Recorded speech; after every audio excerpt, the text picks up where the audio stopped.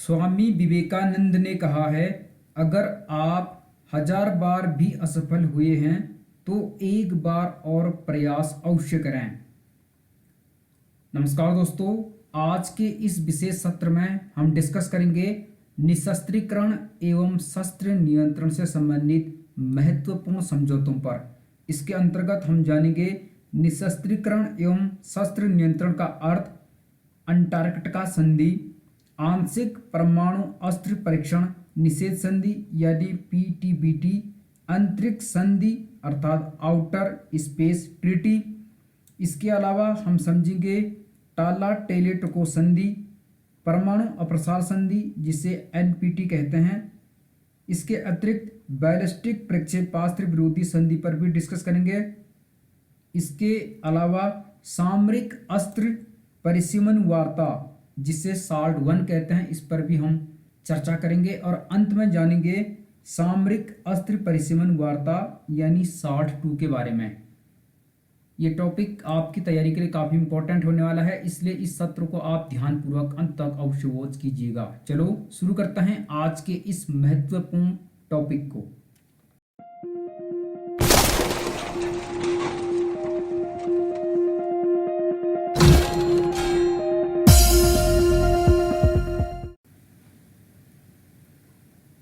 निशस्त्रीकरण एवं शस्त्र नियंत्रण से संबंधित समझौते। सबसे पहले हम जानते हैं निशस्त्रीकरण का अर्थ। निशस्त्रीकरण एक आदर्शवादी विचार है जिसका तात्पर्य है विश्व से समूचे हथियार समाप्त हो जाने चाहिए। यानी निशस्त्रीकरण एक प्रकार का आइडियल थॉट है, आदर्शवादी विचार है। इसका अर्थ है, इसका तात्पर्य है संपूर्ण विश्व से समूचे हथियार समाप्त हो जाने चाहिए, यानी हथियारों की समाप्ति की जानी चाहिए। अब हम जानते हैं शस्त्र नियंत्रण। शस्त्र नियंत्रण एक व्यवहारिक विचार है जिसका अर्थ है हथियारों के प्रसार को रोकना या उन्हें सीमित करना। तो निशस्त्रीकरण के अंतर्गत संपूर्ण विश्व से समूचे हथियारों की समाप्ति की जाने की बात कही जाती है, जबकि शस्त्र नियंत्रण एक व्यवहारिक विचार है जिसका अर्थ है हथियारों के प्रसार को रोकना, उन्हें सीमित करना या उन्हें प्रतिबंधित करना। अब हम जानते हैं निशस्त्रीकरण एवं शस्त्र नियंत्रण से संबंधित प्रमुख समझौते। सबसे पहली संधि थी अंटार्कटिका की संधि। यह शस्त्र नियंत्रण एवं निशस्त्रीकरण के क्षेत्र में एक महत्वपूर्ण संधि मानी जाती है, यानी शुरुआत मानी जाती है। इस संधि पर हस्ताक्षर हुए थे 1959 में 29 देशों के द्वारा, और यह संधि 1961 में लागू हुई थी। इसका उद्देश्य यानी मकसद था अंटार्कटिका का सैनिक उपयोग पर प्रतिबंध लगाना।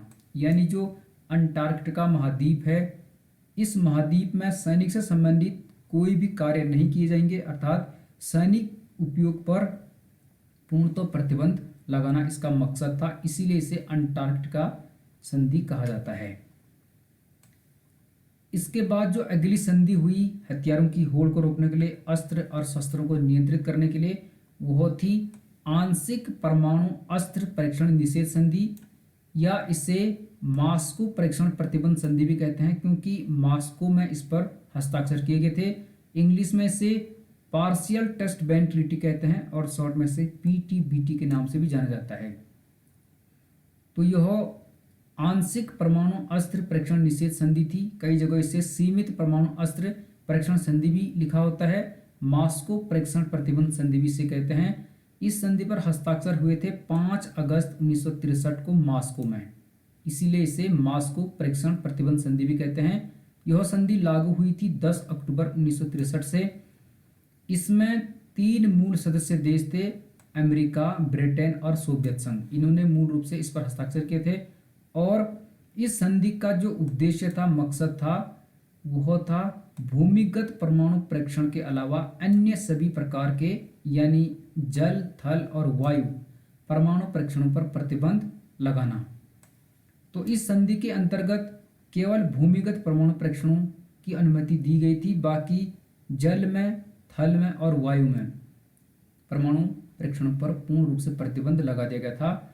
इसमें भूमि के अंदर यानी अंडरग्राउंड परमाणु परीक्षण की अनुमति दी गई थी, इसलिए इसे आंशिक परमाणु अस्त्र परीक्षण निषेध संधि कहते हैं, यानी पार्शियल टेस्ट बैन ट्रीटी से कहा जाता है। इस संधि पर भारत ने भी हस्ताक्षर किए।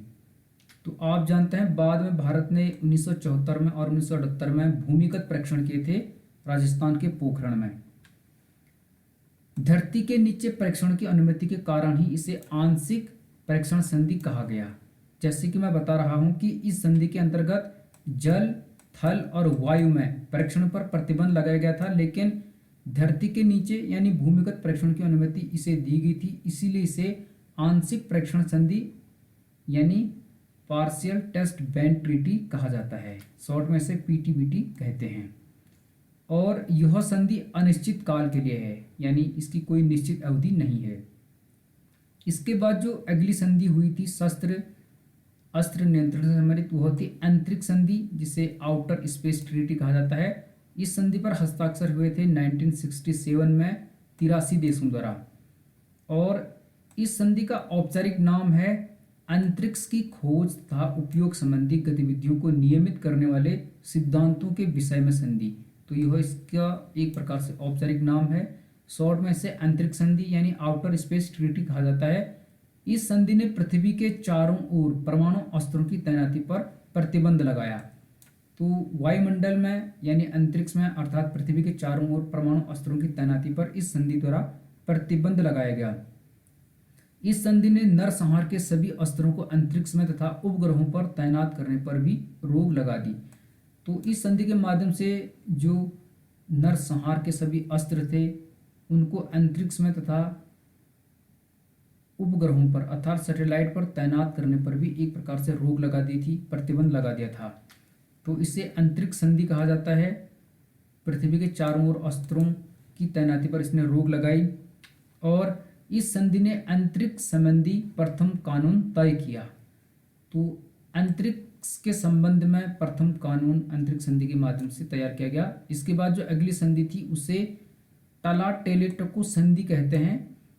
इस संधि को लैटिन अमेरिकी परमाणु मुक्त क्षेत्र संधि भी कहा जाता है। तो कई बार पूछा जाता है कि टलाटेलेटको संधि, जिसे लैटिन अमेरिकी परमाणु मुक्त क्षेत्र संधि भी कहते हैं, इस संधि पर हस्ताक्षर हुए थे 1967 में 22 लैटिन अमेरिकी राज्यों द्वारा। जो दक्षिणी अमेरिकी महाद्वीप के राष्ट्र हैं जिन्हें लैटिन अमेरिकी राज्य भी कहते हैं, तो 22 देशों ने इस पर हस्ताक्षर किए थे। इसका उद्देश्य था परमाणु परीक्षणों, परमाणु अस्त्रों के स्वामित्व एवं तैनाती पर प्रतिबंध लगाना। तो जो भी परमाणु टेस्ट होंगे, परमाणु अस्त्रों के स्वामित्व की बात होगी, उनकी तैनाती की बात होगी, उन पर इसके माध्यम से प्रतिबंध लगाया गया था। इस संधि पर दृष्टि रखने का उत्तरदायित्व यानी जिम्मेदारी दी गई थी अंतर्राष्ट्रीय अणु ऊर्जा प्राधिकरण यानी इंटरनेशनल एटॉमिक एनर्जी एजेंसी को इस संधि पर दृष्टि रखने की जिम्मेदारी यानी उत्तरदायित्व दिया गया था। ठीक है। इसके अतिरिक्त इस संधि की एक विशेषता थी कि अंतर्राष्ट्रीय अणु ऊर्जा प्राधिकरण यानी IAEA को सूचना देकर तथा उसके पर्यवेक्षण में शांतिपूर्ण कार्यों के लिए परमाणु परीक्षण किए जा सकते हैं। तो इस संधि के अंतर्गत एक प्रावधान किया गया था कि IAEA को सूचना देने के उपरांत उसके पर्यवेक्षण में शांतिपूर्ण कार्यों के लिए परमाणु परीक्षण किए जा सकते हैं। इसके बाद जो अगली संधि हुई उससे कहते हैं परमाणु अप्रसार संधि, नॉन प्रोलिफरेशन ट्रीटी, जिसे शॉर्ट में NPT कहते हैं। तो ये काफ़ी इंपॉर्टेंट है और इसे एक प्रकार से मील का पत्थर माना गया था परमाणु अप्रसार के क्षेत्र में। इस संधि पर हस्ताक्षर हुए थे 1 जुलाई 1968 को वाशिंगटन, लंदन और मॉस्को में। तो 3 जगहों यानी USA के वाशिंगटन में, ब्रिटेन के लंदन में और रशिया के मॉस्को में इस संधि पर 1 जुलाई 1968 को हस्ताक्षर हुए और यह संधि लागू हुई थी 5 मार्च 1970 से। इस संधि को 1995 में अनिश्चित काल के लिए बढ़ा दिया गया, यानी इसे अनियत काल के लिए बढ़ा दिया गया। इसका उद्देश्य था परमाणु क्षमता का शांतिपूर्ण प्रयोग करना, परमाणु अप्रसार को बढ़ावा देना, समूचे विश्व में परमाणु हथियारों की समाप्ति। तो इसलिए इस संधि को परमाणु अप्रसार के क्षेत्र में एक प्रकार से मील का पत्थर साबित माना जाने लगा उस समय। संधि पर मूल हस्ताक्षरकर्ता देश थे अमेरिका, फ्रांस और सोवियत संघ। तो मूल रूप से इन 3 देशों ने इस पर हस्ताक्षर किए थे 1968 में, वाशिंगटन, लंदन और मॉस्को में। तो अमेरिका, फ्रांस और उस समय सोवियत संघ, जिसे वर्तमान में रूस कहते हैं, ये मूल हस्ताक्षर करता था इस संधि पर। इसके अलावा यह संधि राज्यों को दो श्रेणियों में बांटता है। तो इस संधि में राज्यों को दो श्रेणियों में बांटा गया, जो भी देश दुनिया में है उनको दो श्रेणियों में बांटा गया। एक परमाणु शक्ति संपन्न देश कहलाए और दूसरे गैर परमाणु संपन्न। परमाणु शक्ति संपन्न हुए देश कहलाए जिनके पास इस समय परमाणु थे, और गैर परमाणु हुए देश आए जिन्होंने कभी परमाणु परीक्षण नहीं किए थे। यह संधि केवल परमाणु शक्ति संपन्न देशों को एटमी हथियार रखने की अनुमति देती है और बाकी देशों को ऐसे हथियार हासिल करने से रोकती है। तो इस संधि में सबसे बड़ी कमी यह थी, इसकी आलोचना भी हुई कि यह केवल परमाणु शक्ति संपन्न देशों को एटमी हथियार रखने की अनुमति देती है और बाकी देशों को ऐसे हथियार हासिल करने से रोकती है, इसलिए इसे भेदभावपूर्ण संधि भी कहा गया। इस संधि के अनुसार केवल उन देशों को परमाणु शक्ति संपन्न देश माना गया जिन्होंने 1 जनवरी 1967 से पहले किसी परमाणु हथियार अथवा अन्य विस्फोटक परमाणु सामग्रियों का निर्माण और विस्फोट किया हो। तो इस संधि में केवल उन्हीं देशों को परमाणु शक्ति से संपन्न माना गया जिन्होंने 1 जनवरी 1967 से पहले या तो कोई परमाणु हथियार प्राप्त किया हो, कोई विस्फोटक परमाणु सामग्री का निर्माण किया हो या कोई विस्फोट किया हो, उन्हें इस परिभाषा के अंतर्गत परमाणु शक्ति संपन्न माना गया। और इसके अनुसार केवल 5 देशों को इस श्रेणी में रखा गया, जिसमें अमेरिका, सोवियत संघ जिसे वर्तमान में रूस कहते हैं, ब्रिटेन, फ्रांस और चाइना को परमाणु शक्ति संपन्न देश माना गया, क्योंकि 1 जनवरी 1967 से पहले केवल इन्हीं 5 देशों के पास परमाणु हथियार थे, इन्होंने परमाणु परीक्षण किया था। ठीक है, तो इससे एक प्रकार से भेदभावपूर्ण संधि भी कहा जाने लगा। भारत ने अब तक इस संधि पर भेदभावपूर्ण होने के आरोप लगाते हुए हस्ताक्षर नहीं किए हैं। तो इंडिया ने इस संधि पर आरोप लगाए और हस्ताक्षर नहीं किए, क्योंकि यह परमाणु शक्ति संपन्न और गैर परमाणु संपन्न देशों को 2 कैटेगरी में बांटता है, एक प्रकार से भेदभाव करता है। भारत, पाकिस्तान, इजराइल तथा क्यूबा इस संधि पर हस्ताक्षर न करने वाले देश हैं। तो इन देशों ने इस पर हस्ताक्षर नहीं किए। उत्तरी कोरिया ने पहले इस पर हस्ताक्षर किए थे, लेकिन उसने वर्ष 2003 में स्वयं को इस संधि से अलग कर लिया। तो नॉर्थ कोरिया ने पहले इस ट्रीटी पर सिग्नेचर किए, लेकिन 2003 में उसने इस संधि से अपने को अलग कर लिया। अब हम जानते हैं ABMT संधि के बारे में, जिसे एंटी बैलिस्टिक मिसाइल ट्रीटी कहते हैं, हिंदी में इसे बैलिस्टिक प्रक्षेपास्त्र विरोधी संधि कहते हैं। इस संधि पर हस्ताक्षर हुए थे 26 मई 1972 को संयुक्त राज्य अमेरिका और सोवियत संघ, जिसे वर्तमान में रूस कहते हैं, इन 2 देशों के द्वारा। तो एंटी बैलिस्टिक मिसाइल ट्रीटी यानी ABM ट्रीटी पर हस्ताक्षर करने वाले देश थे संयुक्त राज्य अमेरिका और सोवियत संघ। हस्ताक्षर हुए थे 26 मई 1972 को, और यह संधि लागू हुई थी 3 अक्टूबर 1972 से। इसका उद्देश्य था अंतरिक्ष में प्रक्षेपास्त्र तकनीकी तैनात न करने का निर्णय लिया। तो अंतरिक्ष में प्रक्षेपास्त्र तकनीकी को तैनात न करने का निर्णय इस संधि में लिया गया। इस संधि ने दोनों पक्षों को बाध्य किया कि वे बैलिस्टिक प्रक्षेपास्त्रों का प्रयोग प्रथम परमाणु आक्रमण करने के उद्देश्य से एक कवच के रूप में नहीं करेंगे। तो जो दोनों पक्ष थे, संयुक्त राज्य अमेरिका और सोवियत संघ, शीत युद्ध के दौरान की ये बात है। तो इसमें बैलिस्टिक प्रक्षेपास्त्रों का प्रयोग प्रथम परमाणु आक्रमण करने के उद्देश्य से एक कवच के रूप में नहीं करने की बात इस संधि के अंतर्गत की गई थी। आप जानते हैं 1945 से 1990 तक शीत युद्ध चला।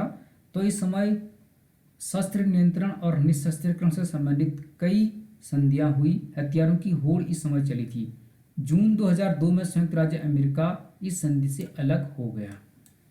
तो ये भी आप ध्यान में रख लीजिए। इस प्रकार के कई फैक्ट्स पूछे जाते हैं। यदि आप राजनीति विज्ञान से किसी भी परीक्षा की तैयारी कर रहे हैं तो ये सेशन आपके लिए काफ़ी इम्पोर्टेंट होने वाला है। सामरिक अस्त्र परिसीमन वार्ता, जिसे SALT I कहते हैं, ये काफ़ी इम्पोर्टेंट है।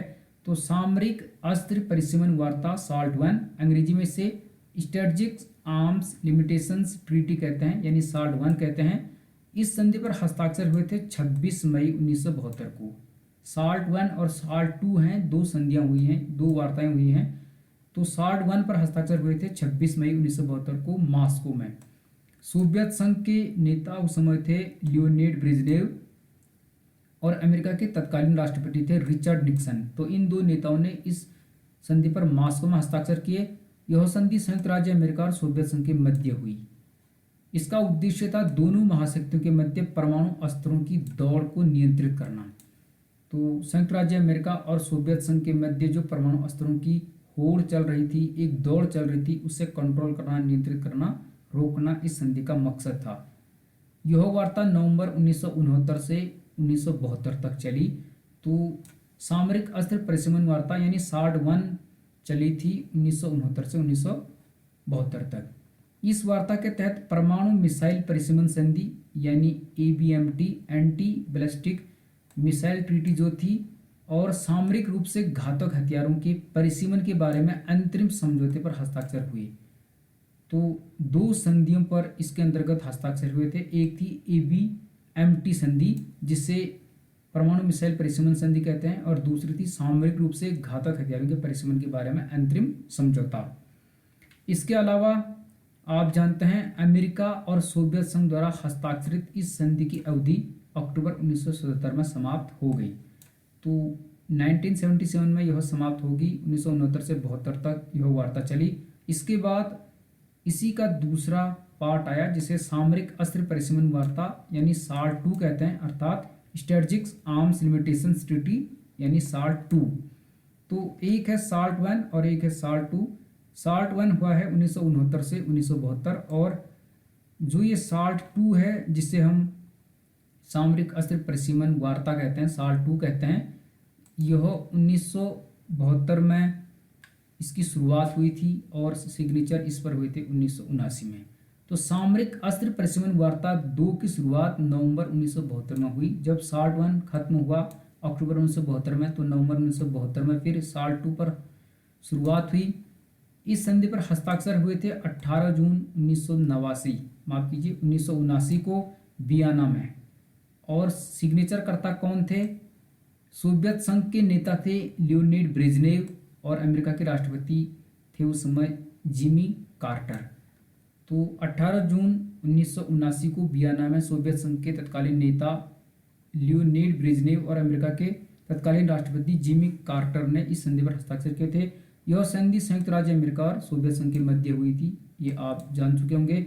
इसका उद्देश्य था भारी विध्वंस वाले हथियारों को परिसीमित करना।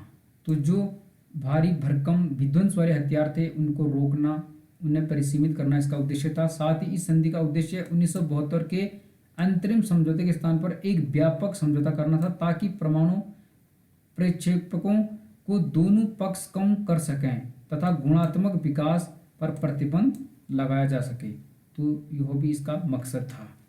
SALT-1 और SALT-2 काफ़ी इंपॉर्टेंट ये ट्रीटी रही है। और इसके बाद इसके अंतर्गत क्या हुआ, यह संधि प्रभावी ना हो सकी। इसका कारण क्या था? क्योंकि उस समय अमेरिका की सीनेट द्वारा अनुमोदित होने के पूर्व ही दिसंबर 1979 में अफगानिस्तान में सोवियत संघ का सैन्य हस्तक्षेप हो गया। तो जो वर्तमान का अफगानिस्तान है वहाँ पर उस समय दिसंबर 1979 में सोवियत संघ का सैन्य हस्तक्षेप हुआ, मिलिट्री इंटरफेयर हुआ, जिसके चलते अमेरिकी सीनेट ने अंततः इसका अनुमोदन करने से इनकार कर दिया। तो यह संधि एक प्रकार से प्रभावी नहीं हो सकी। सन 1985 में अमेरिकी राष्ट्रपति रीगन ने आरोप लगाया कि इस समझौते की राजनीतिक प्रतिबद्धता की सोवियत संघ ने अवहेलना की है। तो अमेरिकी राष्ट्रपति रीगन ने सोवियत संघ पर इस संधि की प्रतिबद्धता स्वीकार न करने, उसकी अवहेलना करने का आरोप लगाया था। तो आज के इस सेशन में हमने शस्त्र नियंत्रण एवं निशस्त्रीकरण से संबंधित कुछ महत्वपूर्ण संधियों पर डिस्कस किया। यह इसका पार्ट 1 था। इससे संबंधित एक भाग और मैं लेकर आऊँगा जिसमें हम बचे हुए सभी संधियों को शामिल करेंगे, और उसके बाद इस टॉपिक से आने वाले किसी भी परीक्षा में यदि कोई भी प्रश्न आता है तो आप अपने जीवन में कभी गलत नहीं कर सकेंगे। UGC नेट या लेक्चरर, असिस्टेंट प्रोफेसर या राजनीति विज्ञान से संबंधित किसी भी प्रतियोगी परीक्षा, चाहे आप PhD कर रहे हैं या कोई भी अन्य प्रतियोगी परीक्षा की तैयारी कर रहे हैं, तो यह सत्र आपके लिए काफ़ी इम्पोर्टेंट और लाभदायक होगा, क्योंकि अनेक पुस्तकों को संकलित करके अध्ययन करके इस टॉपिक को तैयार किया गया है। आपका बहुत बहुत धन्यवाद। वीडियो अच्छी लगी तो लाइक, कमेंट और शेयर अवश्य कीजिएगा। चैनल यदि सब्सक्राइब नहीं किया तो कर लीजिएगा। धन्यवाद।